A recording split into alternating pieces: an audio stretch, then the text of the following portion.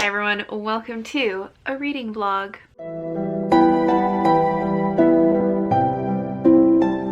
So this is the first in what I am hoping will be a series this year about the sci-fi books that I'm reading in 2023.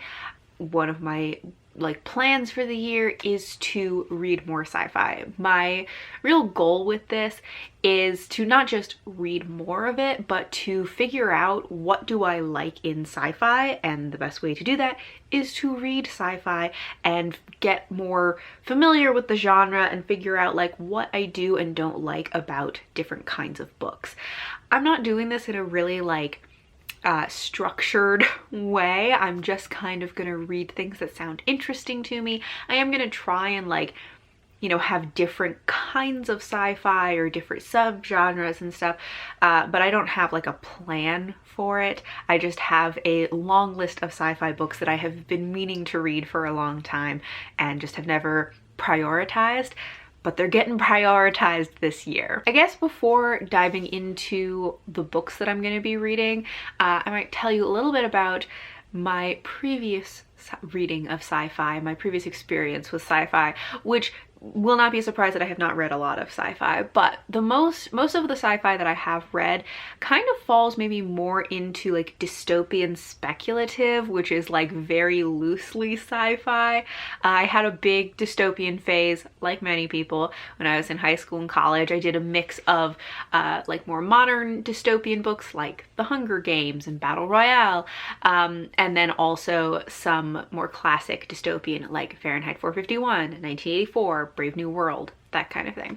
So a lot of the books that I have read that are maybe technically sci-fi kind of fall into that more speculative dystopian genre, which is truly very low on sci-fi elements for the most part. Most of them are they take place in a relatively near future on Earth. There isn't often a huge technology advancements. There aren't aliens. A lot of the things, it's not in space. A lot of the things that I normally think of that make sci-fi, those books don't necessarily have. So I'm sometimes not sure if I should even count them, but I'm going to count them, because if I don't, I'll have even fewer books, even fewer sci-fi books that I have read. I think that some things that I am anticipating that may be similar or different in my taste in sci-fi, because this is going to be a bit of a year-long experiment to figure out my taste in sci-fi, but I have some predictions. One being that I think a similarity in my taste will probably be that I'm thinking I will be more drawn to small scope stories like I am in most other genres that I read.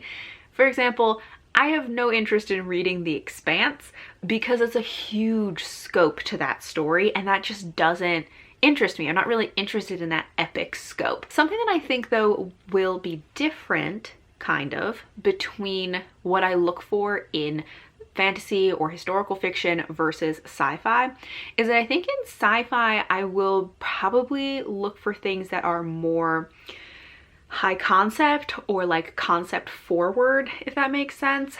Things that I still want things that have good characters and plot and world and all of that, but I think that I will be more interested in sci-fi that has something specific to say, that has certain conversations that it wants to have, or has a particular theme or concept to explore. That's something that I enjoy in fantasy and historical fiction and other, contemporary whatever, but it's not necessarily something that is a primary determinant if I like a book in other genres. I can love a fantasy that has no point to it, it's just vibes, and I'm here for it, I love it. Whereas I feel in sci-fi, I'm probably going to be more specifically looking for something that has specific themes and concepts and conversations to have, something to say with the book.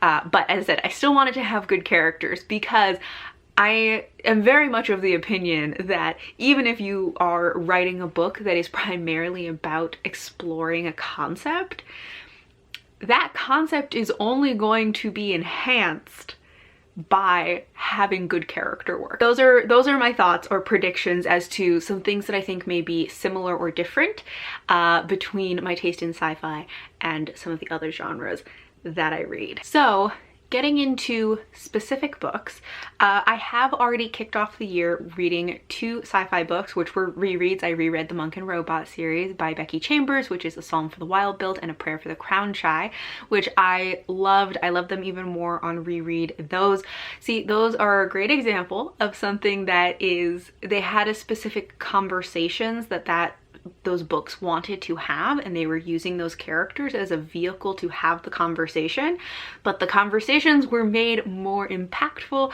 by having these very lovable characters that you could connect with. Anyways, I loved my reread of these and love them even more on reread than the first time that I read them, because I went into it kind of intending to really read it for those conversations and enjoy the little the philosophical nature of it. So I'm not including those in this vlog because they were rereads, and since reading those I have not read any more sci-fi, and I read those in January. It is now March, so I need to get on it. So diving back into reading sci-fi, the book that I am currently reading, but I started it, my library loan expired and I just got it back, so I'm kind of like restarting, is The Warrior's Apprentice by Lois McMaster-Bujold. This is part of the Vorkosigan saga, which is a very long sci-fi series where we were primarily following Miles Vorkosigan. It is set in a very militaristic world, and our main character, Miles Vorkosigan, has a physical disability that is preventing him from being able to move up in the ranks of their military, which makes things very difficult for him because the society in which he lives in is very ableist and really only values like physical prowess and military ranking. And so he is very determined to make a name for himself in some way. I'm not very far into it yet, so that is most of what I know about it so far. This is actually the 3rd book I have read in this series because I read the 2 prequels that were about his parents, but this is the first one that I am reading that is following Miles Vorkosigan, who's like the main character of the series. It hasn't really grabbed me yet, which I think is why I kind of let my loan expire, but I still have hope for it, and I'm going to be getting into that one. While I'm listening to the audiobook, I'm going to be working on this quilt. I'm making a quilt for my little second cousin. It's gonna be a like t-shirt memory quilt on the front, but right now I am working on the back, which is gonna be a combination of this green polka dot fabric and this strawberry fabric. So it's gonna be a bunch of like triangles, and I have cut out all of the millions of pieces, and now I have to iron them. I'm not normally a quilter, and so I am trying to be like as conscientious with my quilting as possible, because it is not something that I normally do. I didn't have quite enough of the strawberry fabric, and I can't get more of it because this was fabric that she gave to me, not fabric that I like bought, so I don't know where they got it. So I had to like alter my plan a little bit so there's more green than strawberry, but I think it's still gonna be cute. Hello, it has been weeks since I last checked in. I finished The Warrior's Apprentice weeks ago, and it is April now. The last time I talked to you, it was March, but I'm back now, so we're just gonna keep rolling. So to wrap up The Warrior's Apprentice, what it ended up being about is, I think last time I talked a little bit about Barriar, the planet that Miles Vorkosigan is from. And so what ends up happening in the book is that he is trying to kind of figure out his place in the world and society and like what he's going to do with his life. And so he decides that he wants to travel off planet to go to another planet called Beta Colony. And that's part of his motivation. The other part of his motivation is that there is a girl that he likes, who he has been friends with for a very long time, and he wants her to think that he's cool, and she's never traveled off planet, off Barrier before, and so he takes her with him to go to Beta Colony. He has a grandmother who lives on Beta Colony, and so they are going to stay with her. And so they get there and almost immediately, like, get into shenanigans. So he kind of ends up getting into all of these situations where he finds these people who are like outcasts in some way, people who are rejected by society or viewed as broken in some way and don't really have anywhere to turn, or they don't have anybody to believe in them. A lot of people who like need a second chance in some way. And so Miles kind of takes these people under his wing because he feels like he can relate to them. Of course, like their you know, situations are very different, but that feeling of feeling very othered and like people don't really believe in you or won't give you a chance, he can definitely relate to. And so he kind of collects these people and is forming this little band of people. And then they kind of like get into a situation where they end up needing some money, and so they take on like a dubious job where they have to like smuggle some stuff across a barricade because there's a war going on between some planets and stuff.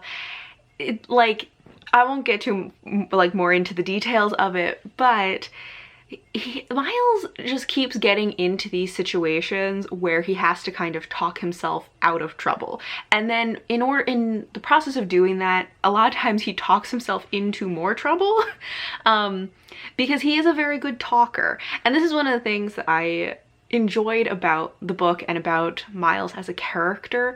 Like, one of the main things that I've heard about the Vorkosigan saga is how much people love Miles as a character. And I think that in this one I like started to see why, because he is an endearing character but also a very fun character. He has a kind of wry sense of humor, and he is very like clever and strategic and charismatic, and he's very good at, you know, convincing people of things and figuring out like their motivations and figuring out like just the right thing to say to get people, like win people to his side. And so he keeps like talking himself into and out of trouble. I don't feel like all of the characters surrounding Miles had very strong personalities, and I would have liked to, like, there were a few that I liked them, but I just wish that there had been more like strong personalities around him so that it felt less like it was only following Miles and more like this was kind of a you know, band of friends who were forming and like creating something together. The book kind of had some ups and downs for me because it definitely had some lulls and some parts where it dragged. Like the first part of it was a little bit hard to get into because I was kind of like, where is this going? You know, I wasn't really sure what the story was going to be. And there were also some parts where like there's a lot of maneuvering of politics, and so Miles is kind of always thinking about the different like politics that are happening and the motivations of people, which sometimes were interesting and sometimes it was just like long periods of time that's just Miles thinking in his head about everybody's motives. And like, it was good information, but it wasn't an interesting way to get the information, just because it was just him like thinking about it all in his head. So there were definitely some lulls there also, but then there were parts that I really enjoyed. I really liked the part where he was kind of going around collecting people and like finding his little band of misfits that he's bringing together. Yeah, and I said I liked the humor in this. It wasn't like a laugh out loud humor, but it was a kind of like clever wry humor, which I liked. So I think I ended up giving this maybe 3.5, was it 3 or 3.5 stars? This did not help me in deciding whether I'm continuing on with the series. Anyway, so that was The Warrior's Apprentice. I do have a couple of sci-fi books that I'm planning to read in April, and so the next one that I'm planning to pick up is Riot Baby by Tochi Onyebuchi. From what I can tell, this is one of those like very low sci-fi dystopian books, but I think the characters do have some kind of like superpowers or something, so I guess it's counting as sci-fi. Kira is barking outside. Anyways, I'm gonna pick this one up.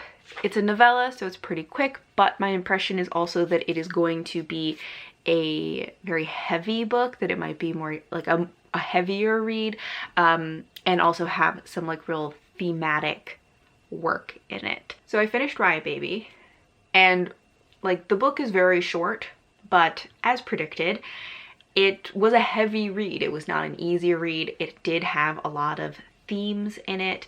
I feel like there are probably too many themes in this for me to just like, you know, spit them back out right now, especially because I like just finished this, but a lot of them are around just many facets of racism, including like police brutality, incarceration, even like medical racism. There are just many different facets as we're following these characters.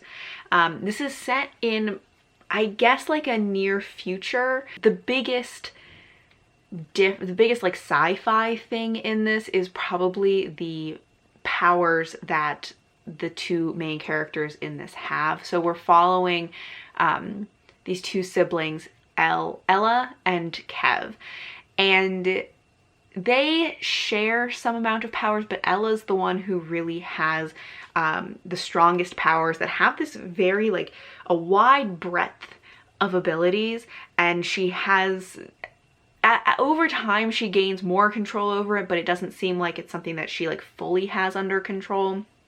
But the thing that they share is that they have this ability to share like their thoughts through images and memories. And so we're following them throughout, not their whole lives, but from like childhood through like young adulthood, as Ella is learning more about her powers, although we more so see the kind of negative effects of her not having control over her powers, more so than watching her gain control over her powers, although she does definitely grow and gain more control over time.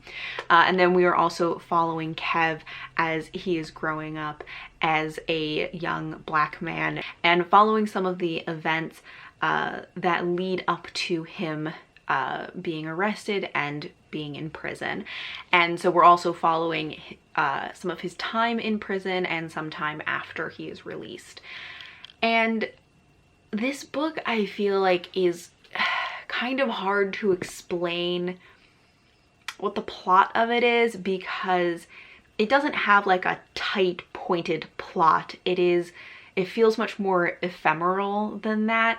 The story is really told in these little like vignettes of these characters' lives and memories, and these sort of important moments for them. Not necessarily plot important moments, but like emotionally formative moments for the characters.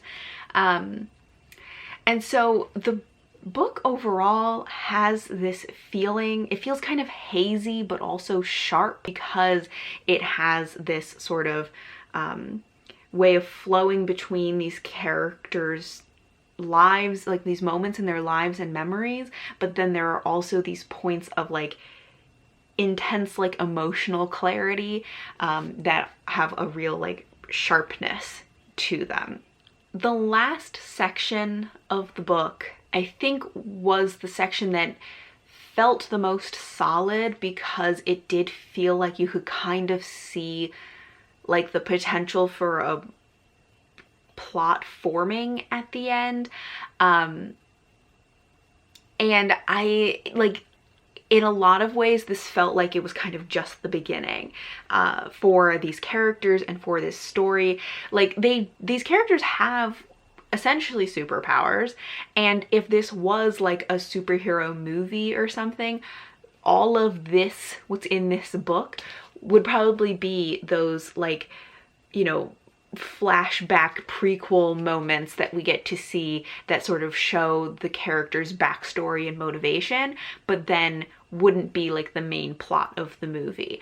And that's part of why it kind of feels like the end of the book feels like it's just the beginning of these characters. It was just like a very interesting book. Like, I just finished it, and so I don't know if I have like really clear thoughts on it or if I ever will, because it did have that very like hazy feeling. But I gave this 4 stars.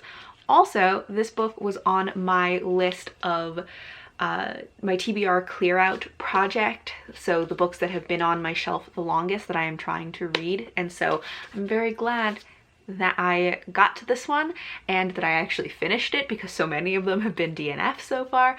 So it's very exciting that I actually finished one and liked it. Okay, so that is the most recent sci-fi book that I've read. I have a couple other sci-fi books that I'm thinking of reading this month. I am not sure what I'm going to read next.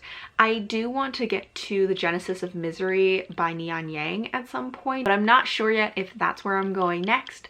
So we'll see. I'll keep you posted. So I lost the clip where I introduced the fact that I started listening to the audiobook for The Last Cuentista by Dana Barbahuguara, which is a middle grade sci-fi set in a near future where the Earth is about to be destroyed by, I think, like a meteor or something.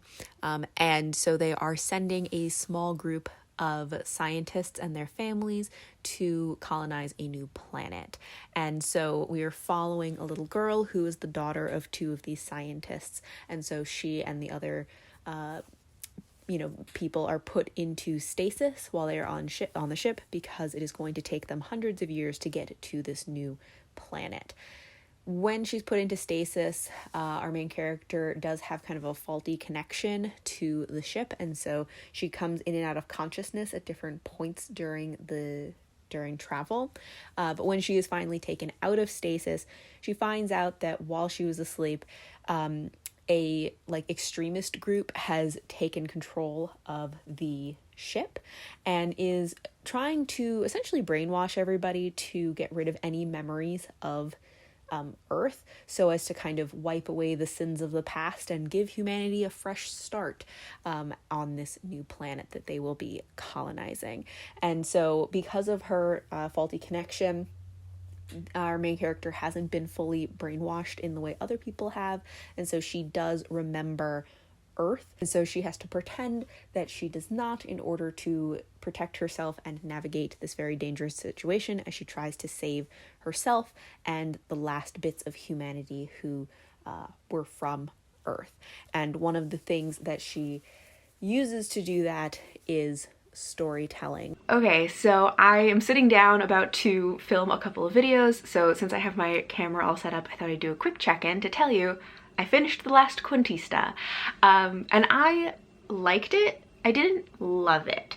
I feel like I didn't have as much of like an emotional reaction to it as some people seem to, and like, it is a very sad book, but it's one of those books that I was just like, oh, this is really sad, not like, oh my god, my heart, you know, like that's a different experience. But I feel like the characters are well written. I wanted like more from them, like a little, like fleshing them out a little bit more.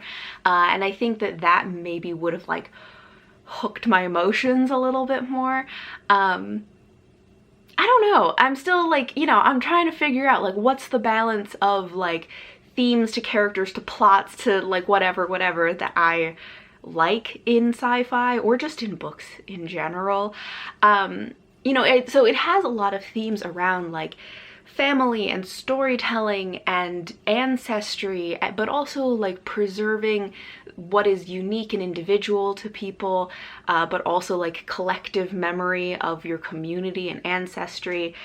Like, I think it has a lot of themes around those. It does have memory as a theme, which is one of the things that really interested me about this, because I enjoy memory as a theme.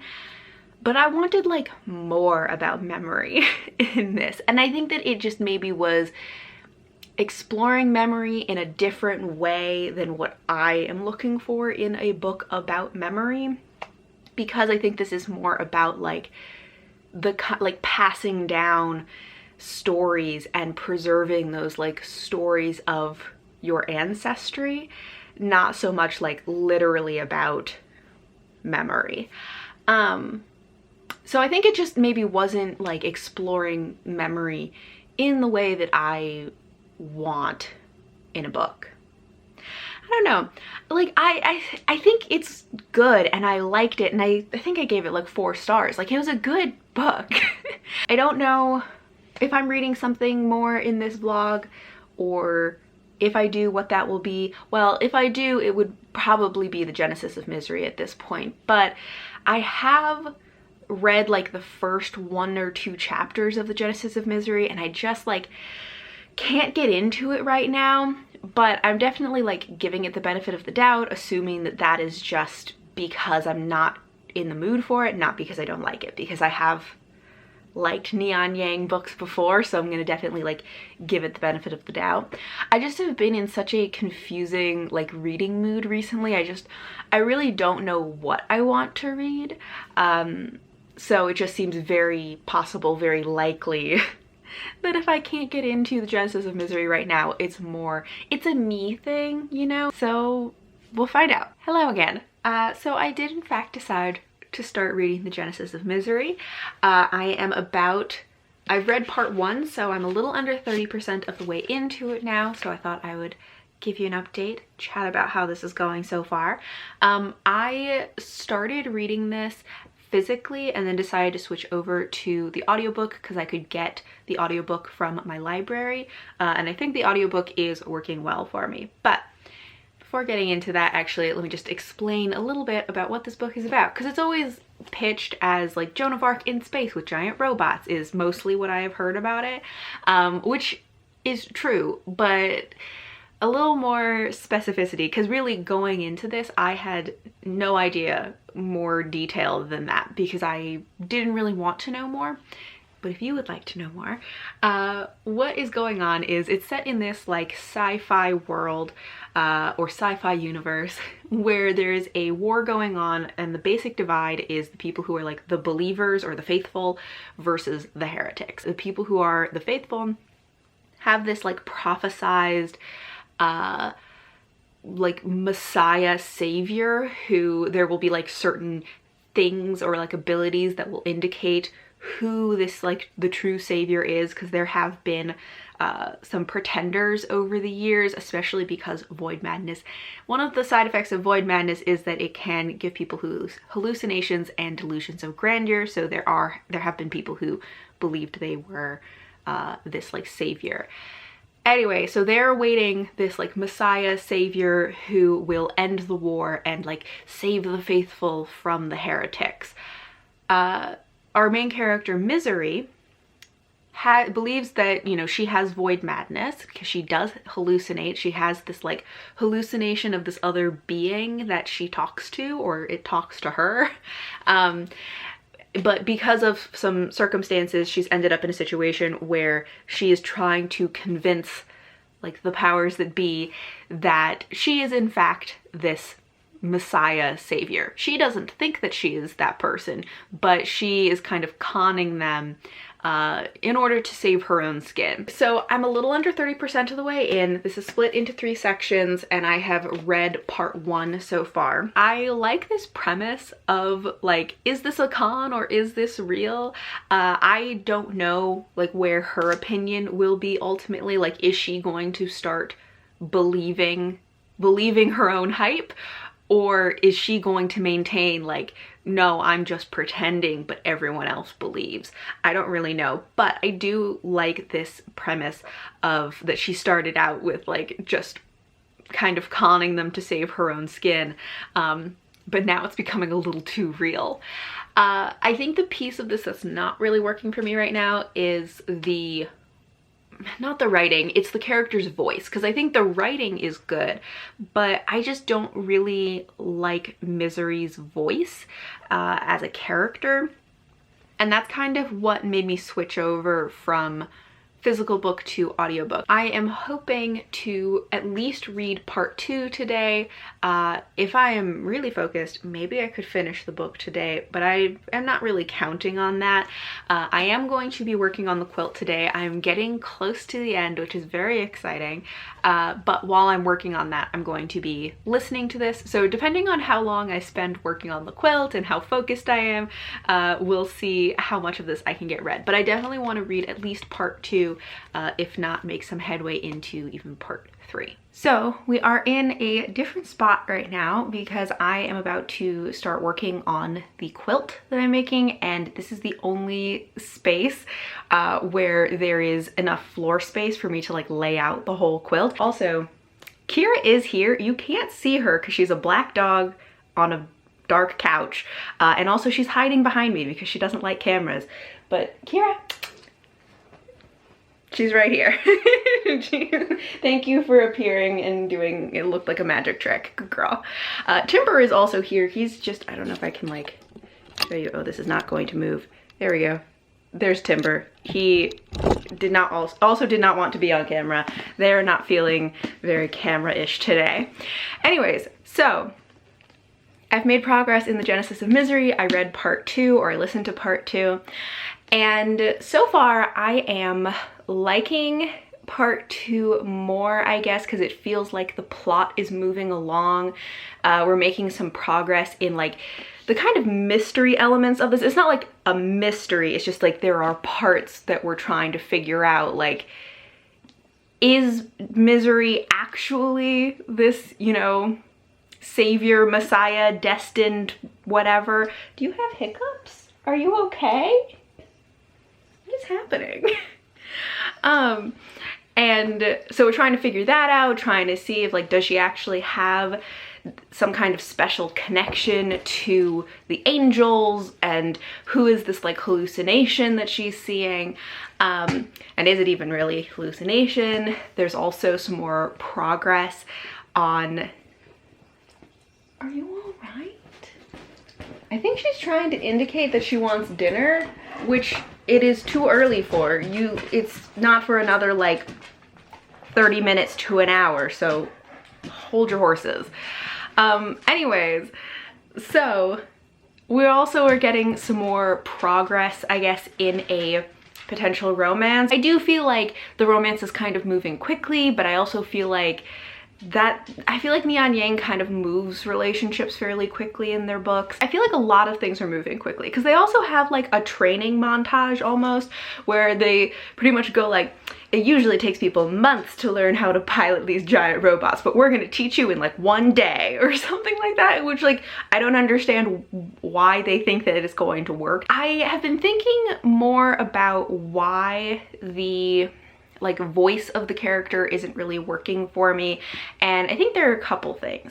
One is that the author is including a lot of like very modern language or slang, and things that I guess I normally think of as like very modern internet speak kind of things, which I'm not a fan of. I think some people might enjoy that. I don't. I find it jarring and like distracting, but also I feel like it's going to kind of date this book eventually, you know, because it like when you read sci-fi that was written in like the 60s and 70s and they're using like very clearly like 60s and 70s kind of slang, and you're like, nobody says that anymore. I feel like that's going to happen to this. But also I just think that Misery's character is kind of like snarky in a way that I don't enjoy. Like, snarkiness is not something that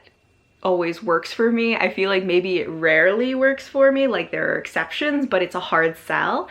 And I don't think that this is one of those situations where it's working for me. I have seen a couple of people compare this to Gideon the Ninth, especially in terms of that kind of snarkier tone. And I can definitely see that. Like, they're very different in a lot of ways, but that kind of like snarky protagonist. However, that comparison does not do it any favors for me, at least, because I did not like Gideon the Ninth. But actually, speaking of things that I would compare this to, okay, I finally realized what this book was making me think of. This reminds me of She-Ra, the TV show. Like, it's so different, but also there are similarities. Like, I promise this makes sense in my head. I don't know if anyone else will think that this makes sense, but it does follow, like, you know, there's a main character who is this sort of like destined savior who has a special relationship to this like either ancient or alien magic / technology, and they have this sort of otherworldly being that only talks to them and is trying to like guide them and teach them how to use their powers and things like that. I mean, for Misery, it is this sort of hallucination, or what she is assuming is a hallucination. At this point, I don't think we really know if it is a hallucination or not, but and She-Ra, for Adora, it's like a hologram of like an alien who's trying to kind of guide her. But I just feel like there are similarities. However, again, vibes are super different. This is nowhere near as wholesome as She-Ra. I feel like, though, the combination of Gideon the Ninth and She-Ra is sort of like, it makes sense to me as like this, not that this is a combination of the two, but that this is like somewhere in the middle with a lot more like religious imagery and theming in it. Anyways, that's where I'm at with this. I have part 3 still to read. And I know, Timber. I still have to read part 3, and I'm going to listen to it while I work on the quilt, which actually I'll give you a little update on how the quilt is going. So this is where I'm at with the quilt. This is the back of the quilt. I'm not going to show the front because I don't know if I mentioned that this is a like t-shirt quilt for my little cousin. So some of the t-shirts on the front have like the name of her school and stuff on them, so I'm just not gonna show the front of the quilt. But this is the back. This pattern, where it has like these larger green triangles, are really just there because I did not have enough of the strawberry fabric to make the whole thing triangles, and I wasn't able to get any more of it. So we improvised and made a new pattern. So it is little triangles and big triangles. So what I'm doing right now is laying this out on the floor, and I'm going to be attaching all of the layers to each other, quilting them together, and then finishing off the edges. And then the quilt will be done pretty much, which is very exciting because I've been working on this for months. So I have reached a stopping point with the quilt. I have not quite finished, but I'm very close to the end. I've quilted everything together. I just have to finish off the edge and then it will be finished. But I'm gonna do that tomorrow because I am tired of working on this thing, and my fingers hurt from pinning so much because I have so many pins. I've pinned so much. Anyway, so I'm at a stopping point with that, but I have finished the Genesis of Misery. So I want to give you an update on my final thoughts on this book. I finished this a little while ago, and I really still don't know how I feel about this. I have been like reading some reviews and watching reviews, hoping that they would help me, you know, clarify or solidify how I feel about this book. And they have not really helped. They've been very interesting, but they haven't really helped me decide how I feel about it. Because there were a lot of elements of this that I thought were really interesting, but also things that I just like didn't like. I've been complaining about like the voice of the character and some elements of the writing, even though I think it is well written, there are just elements of the writing that are not to my taste. I don't feel like I was really connected to or drawn into any of the characters.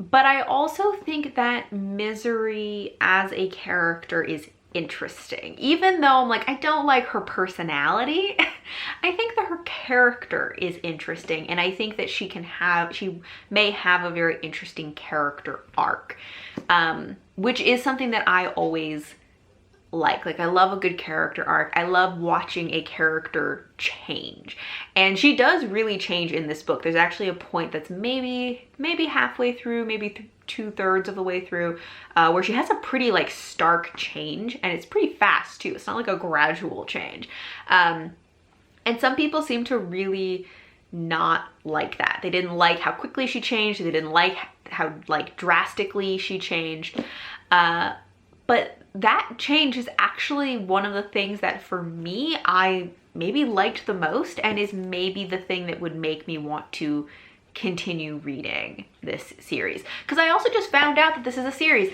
I thought this was a standalone. Apparently it's the first book in a trilogy. For one thing, I'm like, well, that makes a lot more sense then in terms of like the story arc and the end of the book, because if it was a standalone, that would be a really like open-ended ending, I think, for a standalone. But if it's continuing on in a series, that makes a lot more sense then, especially because there's a direction that I thought this story was going, and like a conversation that I thought the author was building, that did not really come to fruition in this book.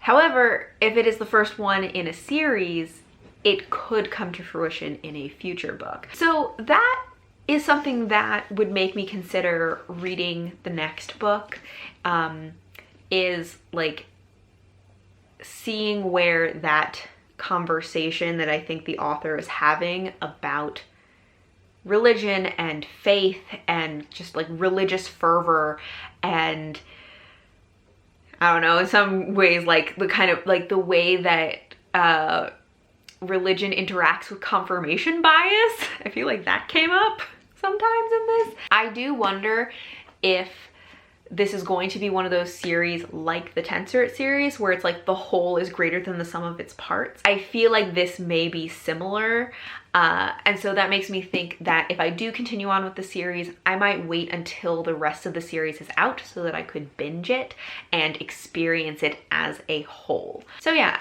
and as I said, this has a lot of themes around religion. I think that it is, especially referencing it in the context of like Christianity, it uses a lot of Christian like imagery, and leans on some biblical stories. It's one of those books where I'm like, in the moment, I don't know if I really enjoyed it, but I think it was interesting. And so as I get farther away from it and I think about it, and especially as I think about it more on like a thematic level or looking at like an overall character arc, the more I am intrigued by it. Maybe that's what it is. It's not the more I like it, the more I am intrigued by it. So I'm not quite sure how I feel about like whether I would continue on with the series. It's not a total no, but it's also not a super yes. I don't know. Oh, and I think I gave this 3.5 stars. So that is the last of the books that I'm going to be reading for this vlog, but I am going to be continuing on this series of sci-fi reading vlogs to find out more about what I think of sci-fi. Trying to think, okay, are there any like overall thoughts, conclusions, or learnings from this vlog and the books that I have read? Actually, there is one thing that I have been thinking about, which is a theory that I have at the moment about my own reading taste, that we will have to see if I am proven right or wrong as I continue to read more sci-fi. But it's about, I guess, kind of like thematically books' attitudes towards the current state of humanity and society. I was thinking about this because of the Last Cuentista and why some of the, I think, themes in it just didn't like land as well for me as they could have. And it's not that I didn't like the book or that I disagree with its themes or point, but there was something about it that just didn't like land as well for me, that wasn't as impactful. And I think that this has to do with attitudes towards the current state of society, because I think that the Last Cuentista kind of has this like attitude towards it of like, humanity and society as it currently is should be preserved. And I don't think that, you know, I don't know if that's really the overall point, but that's kind of like the vibe that I get from it, that it's really about preserving the current state and like cultural history of humanity and your family, which I'm like, don't totally disagree with. However, I am more skeptical of like getting super excited about the current state of society, because there's just like a lot about society as it currently is that I am not super into. And I was thinking about that in relation to some of the other sci-fi books I've been reading. So like Riot Baby also has a lot to say about the current state of society and is much more critical of it and looking at the harm of the current state of society, but then sort of ends on a note of like, and maybe we're going to do something about it to make it better. And that as a theme and an attitude towards society is something that I think resonates with me more, about like recognizing or acknowledging or criticizing the negative aspects of society as it currently is, but then ending on a like, and we're going to do something to make it better. I can get on board with that. And then something like the Monk and Robot series, which I didn't read in this vlog, but I think I talked about it briefly at the beginning. That is much more like, in the future, what if things were already better? What if we already made the future better than it currently is, and humanity and society were, you know, collaborative and kind and supportive and, you know, sustainable and all of these things? What if it was already better? Also a theme that I can get on board with and be excited about. I think that there's just something about, in the Last Cuentista, about like the preservation of the current state that just didn't resonate with me as much. And I think that, you know, I understand also that it's a middle grade, and so it's not gonna take as critical, it's not gonna be as like critical of the current state as something like Riot Baby. Like these are vastly different books with extremely different audiences. So like, I totally get that. But I'm just trying to think about like, what are the themes that seem to like be more impactful for me or land better for me than others. So, as I said, that's just a theory. It's a working theory at the moment. And I'm gonna have to kind of keep an eye out for if I see those themes come up in future sci-fi books that I read, and if I can like connect the dots on any more data points from other books and see if this stays consistent, or if I'm wrong. Who knows? That's the point of a theory, is that we test it, we'll find out. Anyways, that's the end of this vlog. I hope you all enjoyed it. Thank you all for watching, and until next time, bye!